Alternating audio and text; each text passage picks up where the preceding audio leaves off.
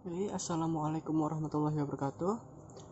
Kami dari kelompok bab 5 akan menjelaskan tentang kekonvergenan, dan di sini saya akan menjelaskan tentang kekonvergenan menggunakan uji integral.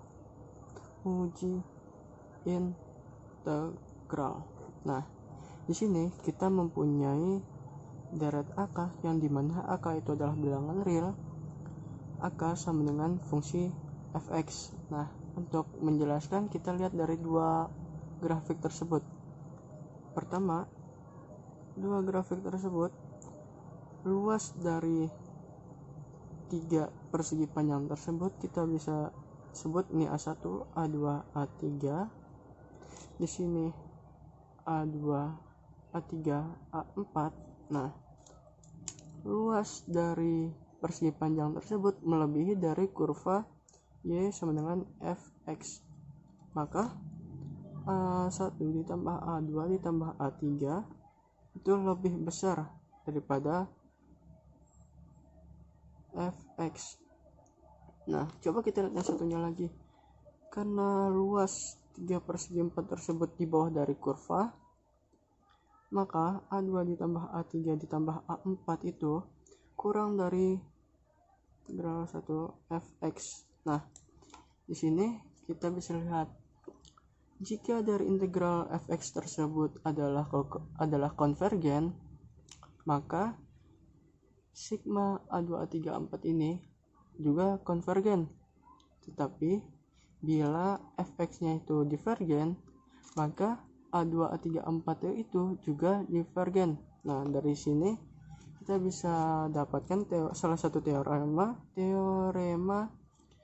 yang dimana jika fungsi x itu kontinu monoton turun dan juga bersifat positif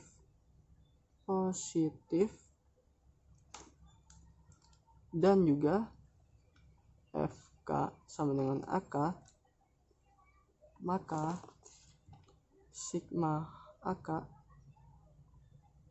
1 konvergen jika dan hanya jika integral fx dx juga konvergen. Nah, karena kita di sini lihat jika dan hanya jika, maka dari integral dengan sigma ak itu saling berketerkaitan. Nah, dimana jika integralnya aja konvergen, maka sigma juga konvergen. Dan jika integral fx-nya itu divergen, maka sigma ak juga divergen. Oke. Nah, di sini saya akan menjelaskan salah satu contoh soal menggunakan syarat yang dimana jika untuk menggunakan uji integral, syaratnya itu syarat fx-nya harus kontinu, monoton turun, dan juga positif. Oke. Nah, sini pengecekan syarat. Oke. Integral 1/xp dx x pangkat e dimana sama dengan limit b menuju terhingga integral b1 1/x pangkat p dx. Oke. Sama dengan limit b menuju terhingga integral b1 1/x pangkat p dx. Oke. Sama dengan limit b menuju terhingga integral ini sudah diintegralkan, hasilnya b1 min p per 1 min p dikurang 1/1 min p. Oke. Nah, di sini hasilnya ini bisa kita dapat tergantung dari nilai p-nya.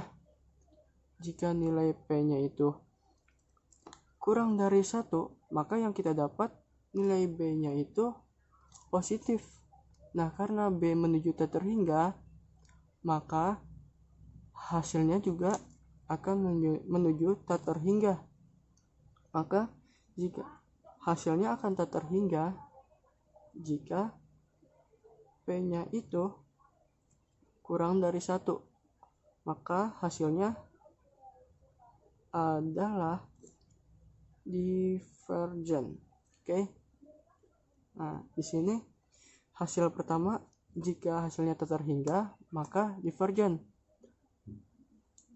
Hasil kedua, jika nilai P-nya itu lebih dari 1, ini kita ubah dulu biar lebih gampang.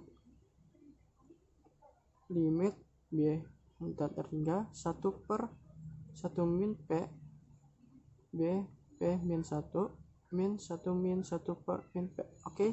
Nah, jika nilai P-nya lebih dari 1, maka hasilnya akan positif juga, tapi positif di daerah penyebut, maka hasilnya menuju 0. Maka yang akan didapat hasilnya adalah, karena ini menuju 0, hasilnya itu min 1 min P, yang dimana nilai P lebih dari 1, maka adalah konvergen. Nah, di sini bisa kita lihat bila hasilnya tak terhingga maka divergen.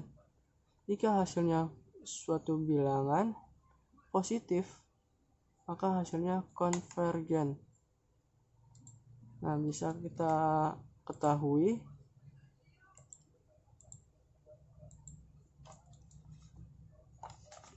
sigma integral n sama dengan 1 per n pangkat P itu akan konvergen bila P lebih dari 1, dan juga akan divergen bila P-nya itu lebih dari 0 dan juga kurang dari 1, divergen. Dan juga sama dengan 1. Kenapa? Kalau sama dengan 1, n pangkat 1 itu sama dengan bilangan harmonik, yang dimana juga divergen. Oke. Terima kasih.